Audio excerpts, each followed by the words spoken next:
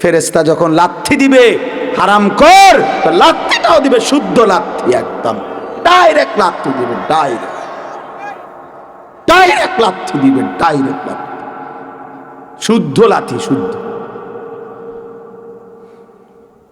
ইয়াসলাহা মাদমুমান মাদহুরা, আল্লাহ তাআলা বলেন বেইজ্জতি করে, ধাক্কা দিতে দিতে, অপমানিত করে জাহান্নামে ছুঁড়ে মারা হবে। খুযুহু ফাগুল্লু সুম্মাল জাহিমা সাল্লু, আল্লাহ ফেরেশতাদেরকে বলবে নাফরমানকে ধর এবং হাসরের মাঠেই তাকে বেঁধে ফেল। ফাগুল্লু মানে তার বাঁধে, বাঁধ তারে, ফেরেশতা শক্ত করে বাঁধবে আর বলবে মালিক এবার কি করব? তো আল্লাহ তাআলা বলবেন সুম্মাল জাহিমা সাল্লু, তারে জাহান্নামে ছুঁড়ে মারো, মারো জাহান্নাম, ফেলে দাও জাহান্নাম। আল্লাহ আমাদেরকে মাফ করে দেন, দান করেন। প্রিয় ভাই আমার, বাপ আমার, অতএব খামখেয়ালি গাফেল, আমি যেটা বলতে মাঝখান দিয়ে এটা বর্ণনা করে ফেললাম, অর্থাৎ উদ্দেশ্য এই কথাটা বুঝানো, মনের ইচ্ছা মতো চলতে নাই বাপ। এই কোরআনের কথাগুলোর মাকসাদ এটা। রাসূলুল্লাহ সাল্লাল্লাহু আলাইহি ওয়াসাল্লামের 23 বছরের জিন্দেগির মাকসাদ এটা। এই মাহফিলগুলো বক্তা আপনার এলাকার হোক আর দূরের হোক, পরিচিত হোক আর অপরিচিত হোক, জনপ্রিয় হোক আর অজনপ্রিয় হোক, সব উলামায়ে কেরামের বক্তব্য একটাই, সবাই আখিরাতের ফেরিওয়ালা, সবাই আখিরাত মনে করায়, জাহান্নাম থেকে বাঁচাবার ফিকির করে, জান্নাতে যাওয়ার রাস্তা বাতলে দেয়। এই কথা। ওই প্রধান বক্তা, বিশেষ বক্তা, অল্প বক্তা, সামান্য বক্তা, এইগুলা ধোকা।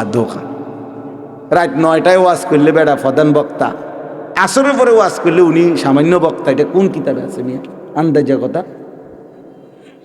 আসরের পরে টাইম এটা কি বিশেষ করে, আর 9:30টার পরে নিয়ে প্রধান বক্তা হয়, এটা কোনো কথা না, এটার কোনো যুক্তি নাই, এটা একটা অযৌক্তিক কথা। বরং আল্লাহর কথা প্রতি মুহূর্তেই দামি, প্রতি শব্দই দামি। আপনার ইমাম বললেও দামি, সাঁতার দেশের হুজুর আইসা বললেও দামি। কাজে সংখ্যা বড় কথা না, কতজন মানুষ হইছে এটা কোনো বিষয় না। বিষয় হলো আমি আল্লাহর কথা বলছি। একজনের কাছে বলি আলহামদুলিল্লাহ, এই উঠতি বয়সের যত ইমাম সাহেব আছেন, নওজোয়ান যত আলেম আছেন, আপনাদের কাছে এই ভাইয়ের নসিহত এটা, জনপ্রিয়তার মোহে পড়বেন না। টুপি বদলাইবেন, কোট বদলাইবেন, স্টাইল বদলাইবেন, সুর বদলাইবেন, টান বদলাইবেন, কোনো না কোনো ভাবে যাতে জনপ্রিয় হইতে পারে। জি না, ধোকা, এগুলো ধোকা বেটা। জনপ্রিয় হইয়া তুমি কি করবা বেটা? 50,000 মানুষ এখানে আসলে, এখন যদি 1 লাখ মানুষ হয়তো 50 লাখ মানুষ হয়েছে, তো আমার কবর রাজা মাফ তো আর কিতে লাভ হয়েছে কি বলেন? আমার কবর রাজা মাফ তো লাভ হইল কি? আমার আখেরাতে আর কোনো হিসাব দিতে হবে না? কথা বলেন, হিসাব দিতে হবে না? না, লোক হয়েছে না ওমা, কি হিসাব কিতাব? লোক হয়েছে তো, লোক হয়েছে না, এটা কোনো বিষয়। আল্লাহর কথা বলা, আল্লাহর কথা ফেরি করা, অল্প হোক বেশি হোক, 10 জনের সামনে হোক আর 1 জনের সামনে হোক, 10 মিনিট হোক আর 1000 মিনিট হোক, বলতে থাকা। রাসূলুল্লাহ সাল্লাল্লাহু আলাইহি ওয়াসাল্লাম সকল সুযোগ কাজে লাগাইছে, প্রতিটা সম্ভাবনাকে নবীজি সাল্লাল্লাহু আলাইহি সাল্লাম কাজে লাগাইছে। হাটে ঘাটে, মাঠে বাজারে, গলিতে গলিতে, তাঁবুতে তাঁবুতে, 1 জন 2 জন 10 জন 1000 জন, রাতে দিনে প্রকাশ্যে গোপনে, হার লাইনে রাসূলুল্লাহ সাল্লাল্লাহু আলাইহি সাল্লাম উম্মতকে আল্লাহর দিকে ডাকছেন। ওয়া আনা আখিযুন বিহুজাজিকুম, নবী সাল্লাল্লাহু আলাইহি সাল্লাম বলছেন, উম্মত, কোনো মানুষ যদি কাউকে ফিরাইবার জন্য কোনো মন্দ থেকে হাত ধরে, হতে পারে সে হাত ছেড়ে ফেলে দিছে, যদি কাঁধে ধরে কাঁধে, হতে পারে কাঁধ থেকে হাত ফেলে দিছে, কিন্তু কেউ যদি কাউকে কোমরে জড়াইয়া ধরে কোমরে, তাহলে তার থেকে ছুটে যাওয়া কঠিন, আমি রসুল চেয়েছি, নবীজি বলছে আমার একটা একটা উম্মতকে কোমরে ধরে জাহান্নামের আগুন থেকে বাঁচাই। ওয়া আনা আখিযুন বিহুজাজি, এভাবে চেয়েছি। এই বছর বিশ্ব ইজতেমা দ্বিতীয় দিনে হযরত মাওলানা আহমদ লাট সাহেব হযরতের জবানে আমি মাঠে বসে বয়ান শুনছি। উম্মতের ফিকির ছিল এইভাবে নবীজির সাহাবায়ে কেরাম এক এক আল্লাহর বান্দা কিভাবে জাহান্নাম থেকে বাঁচা যাবে, এক এক বান্দা, একজন একজন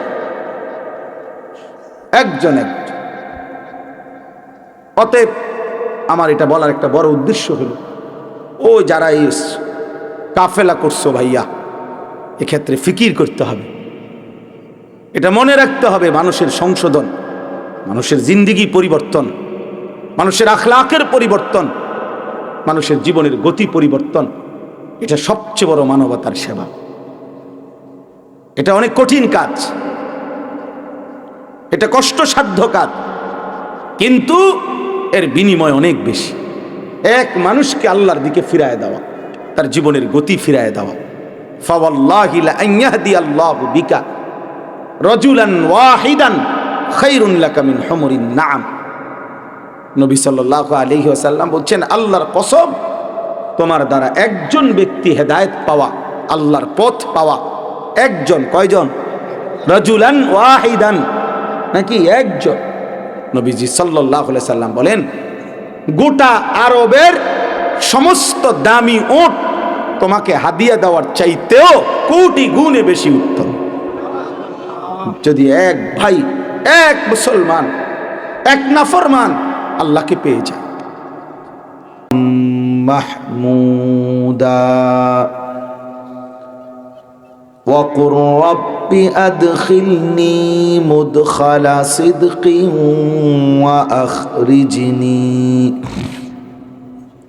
وأخرجني مخرج صدق واجعل لي من لدنك سلطانا نصيرا وقل جاء الحق وزهق الباطل إن الباطل كان زهوقا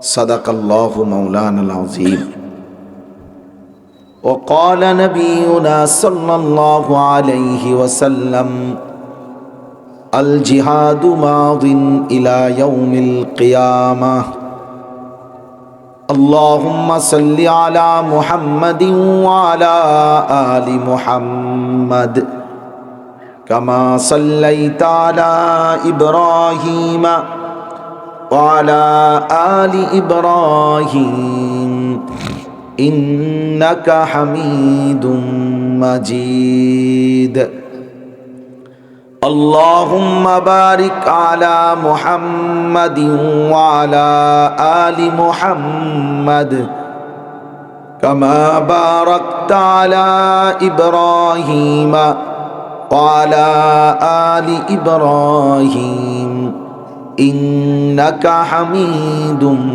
مجيد سبحانك لا علم لنا إلا ما علمتنا إنك أنت العليم الحكيم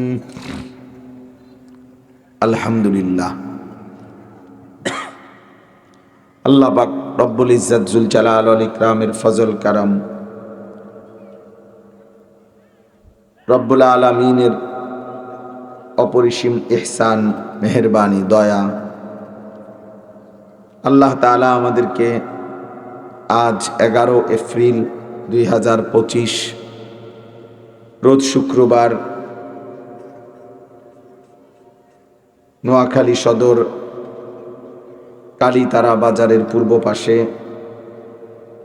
আস-সাদিক কাফেলা ও এলাকাবাসীর যৌথ উদ্যোগে পঞ্চম বার্ষিক ওয়াজ মাহফিলে আল্লাহ তাআলাই আমাদেরকে আসবার বসবার আল্লাহর জন্যই জমা হওয়ার তৌফিক দান করেছেন, এজন্য আমরা সকলেই বলি আলহামদুলিল্লাহ। পবিত্র কোরআনুল কারীমের 15 নম্বর পারা, 17 নম্বর সূরা। সূরাটির নাম হচ্ছে সূরায়ে বনী ইসরাইল। এই সূরার 4টি আয়াত,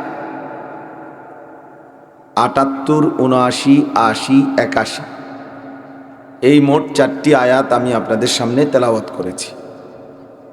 ইনশাআল্লাহ অল্প একটু সময়ের মধ্যে এই 4টি আয়াতের তর্জমা, সামান্য সংক্ষিপ্ত কিছু কথা আপনাদের সামনে আমরা আরজ করতে চাই। এখানে প্রথমত আমি এই 3টা আয়াতের সংক্ষিপ্ত বক্তব্যটা আপনাদের সামনে বলতে চাচ্ছি। এরপরে এই আয়াত কেন পড়লাম সেটাও ইনশাআল্লাহ বলবো। 4টা আয়াতের মধ্যে প্রথম 3টি আয়াত মানে 78, 79, 80, এই 3টি আয়াতের মধ্যে আল্লাহ তাআলা আমাদের প্রিয় নবী সাল্লাল্লাহু আলাইহি ওয়াসাল্লামকে 3টি আমলের কথা বলছেন, 3টি আমলের কথা বলেছেন। যথাযথ গুরুত্বের সাথে নবী সাল্লাল্লাহু আলাইহি ওয়াসাল্লামকে বলছেন যে আপনি আপনার অনুসারীদেরকে নিয়ে সর্বোচ্চ গুরুত্বের সাথে এই 3টি আমল নিয়মিত করুন। এরপরে 4 নম্বর আয়াতে মানে 81 নম্বর আয়াতে এই 3টি আমলের বিনিময়ে ফলাফল কি অর্জিত হবে, যদি আপনি আপনার অনুসারীদেরকে নিয়ে ধারাবাহিকভাবে এই 3টি আমল করতে পারেন তাহলে এর ফলাফল কি আসবে, রেজাল্ট কি আসবে, সেইটা আল্লাহ তাআলা বলছে 4 নম্বর আয়াত। তাইলে সংক্ষেপে কি বুঝলেন? আল্লাহ পাক রব্বুল আলামিন প্রথম 3 আয়াত মানে 78, 79, 80 সূরায়ে বনী ইসরাইল, 17 নম্বর সূরা, 15 নম্বর পারা। তো প্রথম 3 আয়াতে 3টা আমল বলছেন। 3টি আমল যদি যথাযথ গুরুত্বের সাথে আদায় করা হয় তাহলে 4 নম্বর আয়াতে ফলাফল বলছেন। এর দ্বারা কি হবে ফলাফলটা বলছে। ওই যে আপনারা এনে বসেন, আপনারা নাহলে চলে যান, না বললে চলে গেলে ভালো, 2-1 জন কম হইলে সমস্যা নেই। ভাই তোমরা ওই যে তোমরা পিছনে দাঁড়ায় আছো, তোমরা বসো বসো মিয়া, হাসো না দাঁড়ায়া, বেওকুফের মতো হাসো, বসো। স্বেচ্ছাসেবকের আর কাজ কি? স্বেচ্ছাসেবক শেষ তো হয়েছে, এখন তো মাহফিলের শেষ অংশ, স্বেচ্ছাসেবকদেরও তো শোনা উচিত। একান্তই যার ব্যস্ততা আছে, নির্দিষ্ট জিম্মাদারি আছে, সে ছাড়া বাকিরা বসে গেলেই ভালো। আল্লাহর কথা বসে শুনলে দিল জমে, আল্লাহর কথা মনোযোগ দিলে কলিজায় লাগে। যথাযথ মনোযোগ আন্তরিকতা ছাড়া কোরআনুল কারীমের কথা, সুন্নাহর কথা তেমন কোনো উপকার আসে না, গাফেল বঞ্চিত হয়। হাদিসের মধ্যে আছে রাসূলুল্লাহ সাল্লাল্লাহু আলাইহি ওয়াসাল্লাম বলছেন কিছু মানুষের দিল কাল কুজে মিরবাদান। রাসূলুল্লাহ সাল্লাল্লাহু আলাইহি ওয়াসাল্লাম বলছেন কিছু মানুষের দিল উল্টানো কলসির মতো।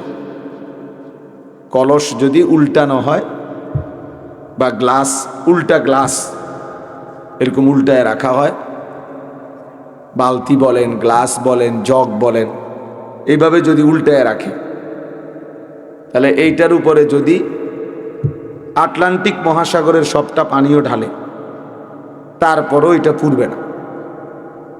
কেন পুড়বে না? উল্টানো যে, বোঝেন নাই কথাটা? এটা উল্টা হয়ে যাওয়ার কারণে এখন এই গ্লাসটা ভরবে কিনা। লা ইয়ারিফু মান মারুফান ওয়া লা ইউনকিরু মুনকার। রাসূলুল্লাহ সাল্লাল্লাহু আলাইহি ওয়াসাল্লাম বলছেন কিছু মানুষের দিল এমন যেটা উল্টানো কলসির মতো,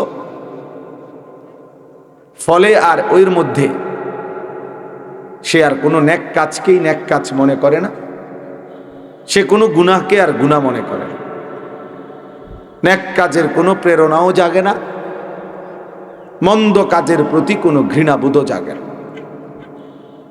এই কিছু ছেলে পেলে দেখেন চলতে ফিরতে সারাদিনে একাই আপন মনে নিজের কাজ নিজে করে।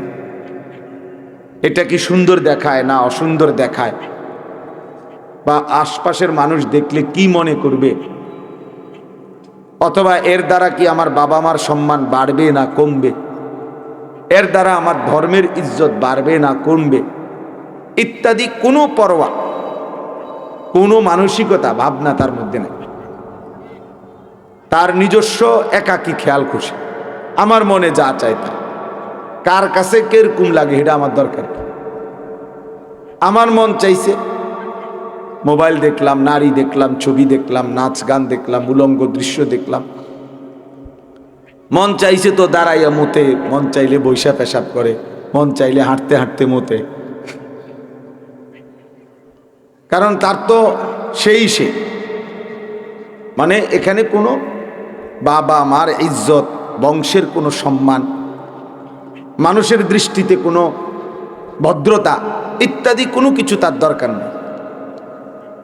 এই মানুষগুলোর অন্তর একদম উল্টানো, যার ফলে কোনো নেক কাজ আর তার কাছে নেক মনে হয় না, মন্দ কাজকে মন্দ মনে হয় না, বরং ভালো মন্দের কোনো তারতম্য ছাড়া তার মনের চাহিদাই সে 24 ঘন্টা পূরণ করে। কোরআনুল কারীমের মধ্যে মনের চাহিদা মতো চললে, মনের ইচ্ছা মতো চললে এই ব্যাপারে ধমক খুব বেশি। এই নওজোয়ান ছেলে তোমরাও বুঝো এটা। কোরআনুল কারীমের অসংখ্য আয়াতে আল্লাহ পাক রব্বুল আলামিন ইত্তেবাউল হাওয়া, অর্থাৎ যে তার প্রবৃত্তির অনুসরণ করে মনের চাহিদার, এখানে আল্লাহর বিধান কি, রসুলের বিধান কি, এখানে ভদ্রতাটা কি, এখানে কোনো বিধি নিষেধ আছে কি না ইত্যাদি কোনো তারতম্য নাই। মন চাইছে, আমার মন চাইছে, হ্যাঁ আমার যা মন চাইছে তা, ইউর লাইফ ইউর উইশ, মানে তোমার জীবন তোমার পছন্দ, তোমার মনে যেটা চায় তা। এই যে মনের ইচ্ছা মতো নিজ চাহিদা মতো জীবন চলা, জিন্দেগিটা চালানো, কোরআনুল কারীমে এই ব্যাপারে আল্লাহ তাআলা ভীষণ ধমক দিছে। কোরআনুল কারীমের কোথাও আল্লাহ তাআলা এরকম মনের চাহিদা মতো যারা চলে তাদেরকে আল্লাহ তাআলা মানুষ হিসাবে স্বীকৃতি দেয় না। আল্লাহ তাআলা বলছেন এরা আনআম, চতুষ্পদ জন্তু, এরা জানোয়ার। আফারাআইতা মান ইত্তাখাযা ইলাহাহু হাওয়াহু আফা আনতা তাকুনু আলাইহি ওয়াকিলা, যে তার মনের চাহিদাকেই নিজের খোদা বানিয়ে ফেলছে। আল্লাহ তাআলা বলেন ইনহুম ইল্লা কাল আনআম, তাদের পরিচয় আর কিছুই নয়, শুধুই জানোয়ার, এরা শুধুই চতুষ্পদ জন্তু। কোন আয়াতে আল্লাহ তাআলা বলছেন ফাখালাফা মিন বাদিহিম খালফুন আদাউস সালাহ ওয়াত্তাবাউশ শাহওয়াত ফাসাউফা ইয়ালকাউনা গাইয়্যা। আল্লাহ তাআলা বলেন প্রত্যেক প্রজন্মের নিকৃষ্ট মানুষ ওরা, যারা তাদের নামাজকে প্রতিনিয়ত নষ্ট করে এবং মনের ইচ্ছা মতো চলে। আল্লাহ বলেন আমি অচিরেই তাদেরকে নিকৃষ্ট জাহান্নামের গর্তে ছুঁড়ে মারব। কোরআনুল কারীমের মধ্যে আল্লাহ তাআলা বলছেন আফারাআইতা মান ইত্তাখাযা ইলাহাহু হাওয়াহু, বন্ধু আপনি দেখবেন যে তার মনের চাহিদাকে, নিজের খেয়াল খুশিকে নিজের খোদা বানিয়ে ফেলল, আমি তাকে 3টা শাস্তি দেব। আল্লাহ বলছেন ওয়া আদাল্লাহুল্লাহু আলা ইলমিন, একদিন আমি আল্লাহ তাকে ইচ্ছে করে আমি তাকে পথভ্রষ্ট করে দেব। যে ঠিক আছে তুমি যেহেতু আমার পথে চলোই না, আর কোনো দিন আমি তোমাকে আমার পথের সন্ধান দেবই না। ঠিক আছে, বনে বাদারে গরু ছাগলের মতো, পাগল মাতালের মতোই জিন্দেগি শেষ করো।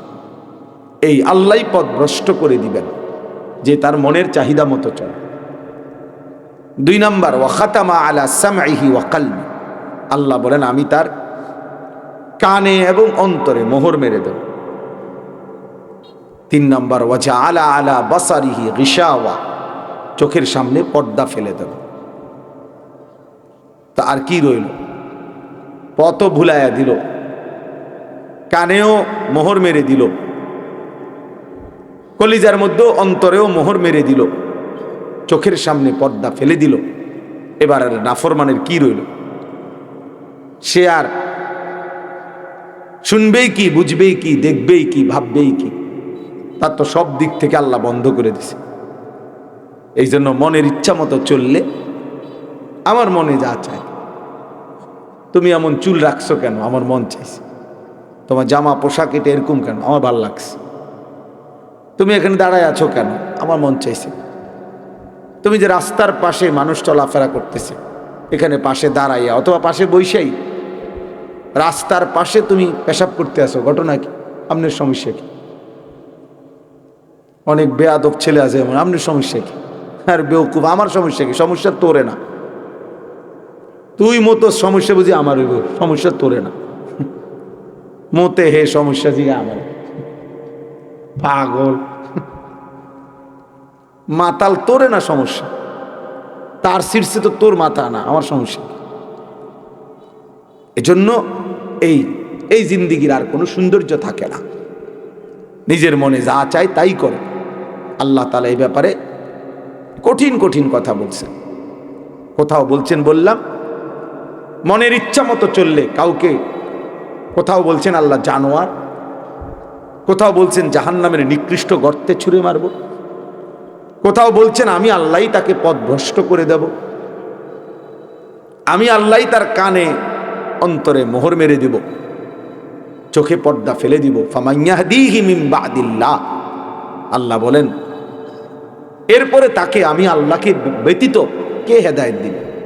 তাকে আর পথ দেখাবে কে? পথ তো আমি দিতাম, আমি তো তারে পথ থেকে গোমরাহ করে দিলাম।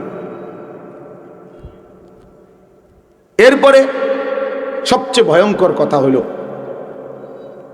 কোরআনুল কারীমের মধ্যে আল্লাহ তাআলা বলছেন সরাসরি, ওয়াত্তাবা হাওয়াহু, সূরা আরাফের মধ্যে আছে, মনের ইচ্ছা মতো যে চলে, নিজের মনের চাহিদার যে অনুসরণ করে, আল্লাহ তাআলা বলছে ফামাসালুহু কামাসালিল কালব, তার উদাহরণ হলো কুত্তার মতো।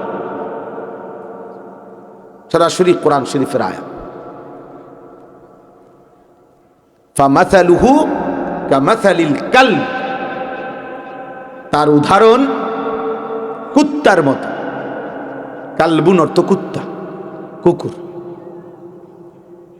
এজন্য ছেলেরা মনে রাখো, বাবারাও মনে রাখেন, জিন্দিগি ভর যারা গুনাহ ছাড়তে পারলেন না, একটি গুনার উপরে 30 বছর লাগিয়া রইলেন, একটি নাফরমানির উপরে 20 বছর ধরে চলমান, তার মানে আপনি মূলত আল্লাহর বিধান, রাসূলের বিধান মোটে পাত্তাই দিলেন না। আপনার মনের ইচ্ছাকেই আপনি খোদা বানায় নিছেন, যার ফলে 20 বছর লাগাতার নাফরমানি, 10 বছর, 30 বছর, 40 বছর মিথ্যা বলতেছে, তাই যে প্রত্যেক দিন মিথ্যা কথা কয়, ওজনে কম দেয়, আজকে 30 বছর ওজনে কম দেয়। ওমা এটা কি ডাকাইত মুসলমান? আরে তুই কি তারে বেটা? মুসলমান বুঝি প্রতিদিন মিথ্যা বলে? মুসলমান বুঝি প্রত্যেক দিন ওজনে কম দেয়? গালি দেয় তো 60 বছর বয়স, বুড়া মিয়া এখনো আক করলে গালি দেয়, এমন নাই? বিড়ি খায় তো 60 বছর, ওমা কি ডাকাইতটা বুড়া, এখনো বিড়ি খায়। কেমন বিড়ি খোর, আজকে 60 বছর হয়ে গেছে, এখনো বিড়ির নেশা ছাড়তে পারে নাই। তাহলে বিড়ি খাইয়া যে কয় বছর ধরে? 6 বছর ধরে। হ্যাঁ, উনি বিড়িখানা ধরছে কোন বছরতে? 54 বছরতে। বোঝেন নাই কথাটা? বিড়ি তো খাইয়ে যে 40 বছর, যার বয়স 60 শুরু করছে তো মনে হয় 15-16 বছরের সময়। হ্যাঁ, সুদখোর আজ 40 বছর সুদ খায়, হারামখোর আজ 30 বছর হারাম খায়। মহিলাটা বেপর্দা, আজকে 20 বছর ধরে বেপর্দা। এই যে ধারাবাহিক নাফরমানি, লাগাতার ধারাবাহিক টেলিভিশন চলতেছে তো যে 20 বছর ধরে। যুবক, তুমি নামাজ পড়ো না, ফজরের নামাজ, এটা আজকে 5 বছর 10 বছর কোনো দিনে ফজরের নামাজ পড়ো না। তাহলে এই যে ধারাবাহিক গুনাহ, ধারাবাহিক নাফরমানি, এটা মুসলমান না, এটা মুমিন হতেই পারে না, মুসলমান একে বলেই না। হাকিমুল উম্মত মুজাদ্দিদুল মিল্লাত হযরত মাওলানা শাহ আশরাফ আলী থানভী রাহমাতুল্লাহ আলাইহি বলছেন, মুসলমানের গুনাহ হয়ে যাওয়া এটা স্বাভাবিক, কিন্তু মুসলমান গুনার উপরে জমে থাকা এটা অস্বাভাবিক। বুঝেন নাই কথাটা? কোন মুসলমানের দ্বারা গুনাহ হয়ে যাওয়া এটা অসম্ভব। বলেন না কেন? এটা স্বাভাবিক, গুনাহ হবে। গুনাহ হতেই পারবে না 40 বছরে এক জাররা, এটা বলি নাই আমরা। আল্লাহ নবী সাল্লাল্লাহু আলাইহি সাল্লাম বলছে, আল্লাহ তাআলা তো তার 3টা নাম ঠিকই রাখছেন, গফুর, গফফার, গাফির, তোমাদেরকে মাফ করার জন্য। তো গুনাহ না হইলে মাফ করবে কিভাবে? তাহলে গুনাহ হবেই, গুনাহ হবেই। চলার পথে মানুষ পিছলা খাবেই, হোঁচট খাবেই। তাই বলি বুঝি পিছলা খাইছি যেন উঠতে রাখছি আর ওঠে না। কি ওড়ো না? কয় না ফিরে গেছি তো। আর তো ফিরে গেছে তো বুঝছি তো, ওড়ো এখন না ফিরে গেছি। আরে কি রে, কয় ফিরে গেছে বলে তো আমিও দেখতেছি তুমি পড়ে গেছো, তখন ওড়ো। কয় না উঠতাম না, ফিরে গেছি, আমি পড়ে গেছি। তাইলে মুসলমান গুনাহ হয়ে যাওয়া এটা স্বাভাবিক, কিন্তু গুনার উপরে লাগাতার জমে থাকা এটা অস্বাভাবিক। এটা জরুরি কথা মনে রাখতে হবে। তো বলতেছিলাম ওই তর্জমাটা এটাই। আল্লাহ তাআলা বলেন, ওয়াত্তাবাআ হাওয়াহু ফামাসালুহু কামাসালিল কালব, যে তার মনের চাহিদার অনুসরণ করে, 24 ঘন্টা যে জিন্দেগিটা তার মনের ইচ্ছে মতো চলে, আল্লাহ বলেন সে আর মানুষ থাকে না, তার দৃষ্টান্ত উদাহরণ কুত্তার মতো। কামাসালিল কালব, কুত্তার মতো। এই জন্য বললাম দোস্ত, বাপ, চাচা, আপনি বয়স্ক হন আর জওয়ান হন, আমি হই কিংবা আপনি হন, এটা মনে রাখতে হবে। এটা নিজের মধ্যে আত্ম উপলব্ধি থাকতে হবে যে আসলে আপনি কি নফসের গোলাম না রবের গোলাম। আপনি স্পষ্ট ফয়সালা করেন। ছেলেরা, তোমরাও ফয়সালা করো, তুমি কি আসলে তোমার মনের চাহিদার, মনের খেয়াল খুশির গোলাম, নাকি তুমি আল্লাহর গোলাম? এটা স্পষ্ট করো। যদি তুমি আল্লাহর গোলাম হতে, সেজদা দিলা না কেন? আর নফসের গোলাম, ইবলিসের গোলাম, শয়তানের গোলাম, এজন্যই তো সেজদাবিহীন রাত কাটায় দিলা। সারা রাত মোবাইলে উলঙ্গ ছবি দেখে রাত কাটায় দিলা। এটা সম্ভব হয়েছে কেন? যেহেতু সে তার মনের চাহিদার গোলাম। তার খোদা তার চাহিদা, তার খোদা ইবলিস। আল্লাহ যার মালিক, আল্লাহ যার রব, সে আল্লাহকে ভুলবে কেন? সে আল্লাহকে ভুলবে কেন? এই জন্য এটা খুব জরুরি খেয়াল করা আমাদের জীবনের। আমরা ছোটবেলার থেকে আল্লাহওয়ালা বুজুর্গদের যত বয়ান শুনছি, আগের যত মাশায়েখ, আউলিয়া কেরাম, আল্লাহর প্রিয় বান্দারা, ওনারা সব সময় এটা বলতেন যে ভাই, মন চাহি জিন্দিগি ধরো, রব চাহি জিন্দিগি ধরো। আমরাও ছোটবেলায় যখন ওয়াজ শুনতাম, তো বড়দের মুখে এটা শুনছি, মন চাহি জিন্দিগি, মানে আমার মনে যা চায় এই জীবন ছাড়ো, রব চাহি মানে আল্লাহ যা চায় এমন জিন্দিগি ধরো, এমন জিন্দিগি ধরো, এমন জীবন ধরো। তাইলে আমার বলার উদ্দেশ্য হলো এটা আমাদের মধ্যে যেন ফিকির থাকে, তাইলে জিন্দিগি সুন্দর হবে। আমি যদি স্পষ্ট করতে পারি, ইজা সাররাতকা হাসানাতুকা ওয়া সাআতকা সাইয়্যাতুকা ফাআনতা মুমিন।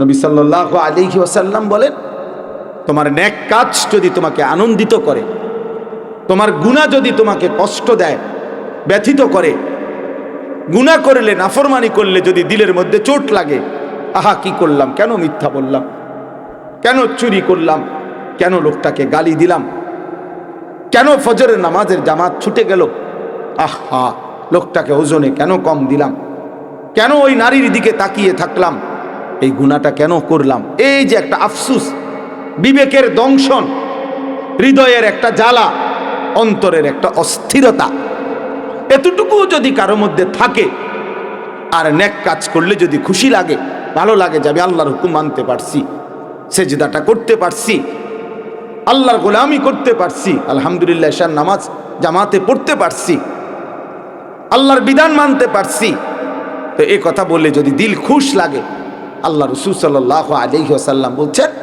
ফাআনতা মুমিন, তাহলে মনে রেখো তুমি মুমিন। এখনো ঈমান আছে, যেদিন দেখবে এর থেকে নিচে নেমে গেছে, তো মনে রেখো ঈমান হারায় গেছে। এর থেকে নিচে নামছে মানে এখন আর গুনার পর গুনাহ হলেও অন্তরের মধ্যে কোনো ব্যথা কষ্ট অনুভবই হয় না, অনুভবে ওজনে কম দিতে আছে, মিথ্যা বলতেছে, সুদ খাইতেছে, সুদের টাকার কথা বুঝাইতে আছে, চা খায়, বিস্কিট খায়, এসি চলতেছে, কথা শুদ্ধ মারে, কেমন আছেন আঙ্কেল, ভালো আছেন, আমাগো বাটপাড়িটাকে একটু বুঝবেন, আমরা কিভাবে পলিসিটা করছি, সিটারিটা বুঝবেন একটু, বাবা ইংলিশ মারেন, শুদ্ধ মারেন, ফেরেশতা যখন লাথি দিবে হারাম কর, তো লাথি